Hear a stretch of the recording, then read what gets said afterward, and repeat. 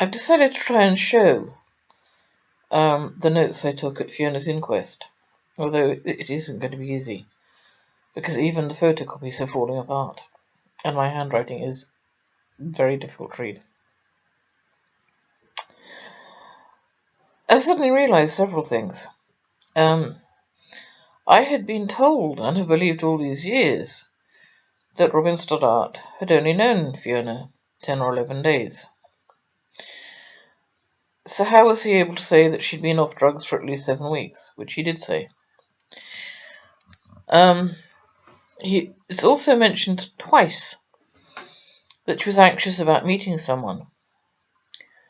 The first is vague, just she was anxious about meeting someone.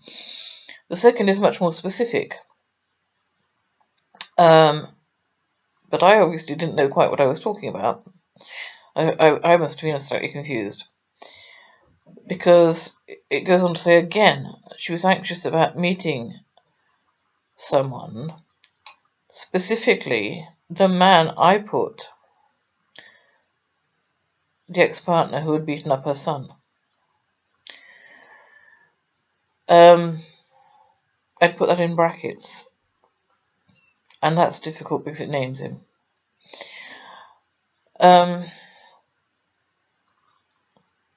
I was wrong, by the way, in an interview with, I will get it right, Angela Power Disney. Totally wrong.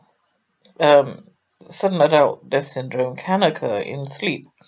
However, it usually affects the fit and the healthy. It usually affects men. And it affects people who have existing heart defects. The pathologist could not find any heart defects in Fiona. None whatsoever. And I frankly doubt that someone who had only been off drugs for 7 weeks or so could be described as fit and healthy. And she certainly wasn't going to be athletic, was she, at that point in time? Well, she definitely wasn't. One of the things that was mentioned was that they'd had fish and chips to eat the night before. I would assume that if you're young and athletic, fish and chips are not on your list of things to eat. But anyway, I will try to get up what I can. She did have, did I say? It's immediately after the line which says no signs of violence or trauma that she did have healing grazes on her forearm and hands. But it does say healing. So even I would have to assume that it didn't happen on the night of her death. They didn't happen on. Let's put some of this up, if I can. Falling apart.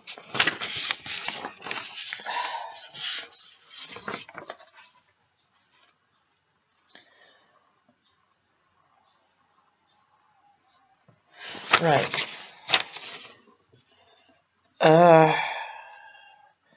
It's the bottom. It's the top. Need to leave it there for a few seconds to see if any of it can be read. And my awful handwriting and faded.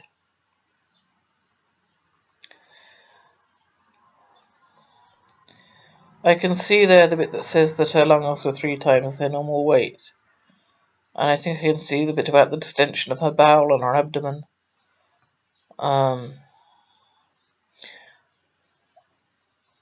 Let's try to make sure it has all been shown to a point. Page 1. Page 2. The sudden adult death syndrome came out of the blue sky.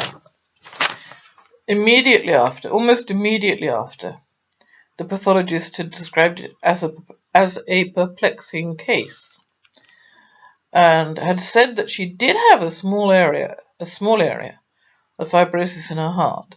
He'd also said it could not explain her death. He'd called it a perplexing case just after that.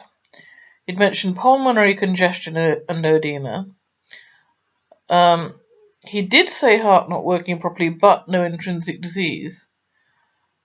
And then it goes straight into SADS. But I did hear them whispering among themselves. Give the mother closure. I did hear that.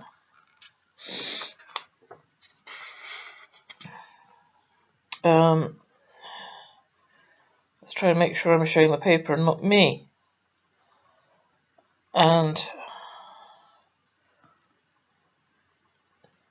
my notes, I have to say, were not as thorough as if I had been, say, at a university lecture. They're a bit scrappy, aren't they?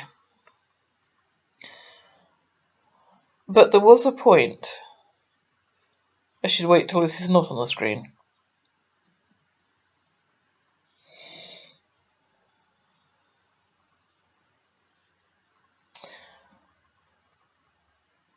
I don't know what can be seen.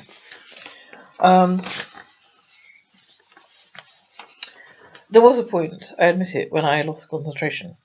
It wasn't so much a case of losing concentration. The name Robin Rivers came up. We'd already had Robin Stoddart testifying, of course. And then all of a sudden there's a mention of Robin Rivers. And I can actually clearly remember the moment, as if my mind had shut down for a few seconds. These notes are not half as thorough as I thought they were, or as they would normally have been, because I was a very thorough person at that point in time. I was attending university. I was used to taking notes, and thorough, detailed notes. So these seem a little sketchy, actually. Oops, and there, of course, I've got a torn sheet, and that's the photocopy.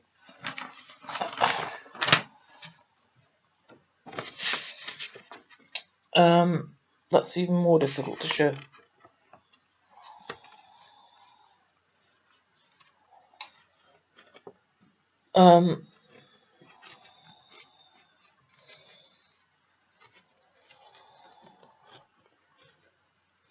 Just don't know what can be seen or read.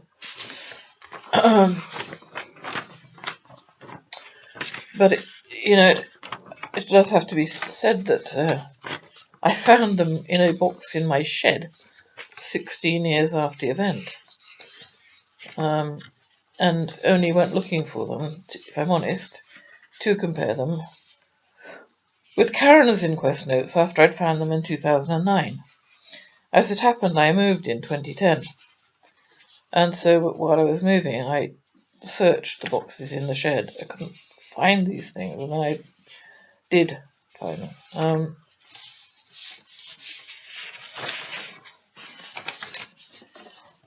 8 minutes, and I'm not sure there was very much point to that. I hope there was.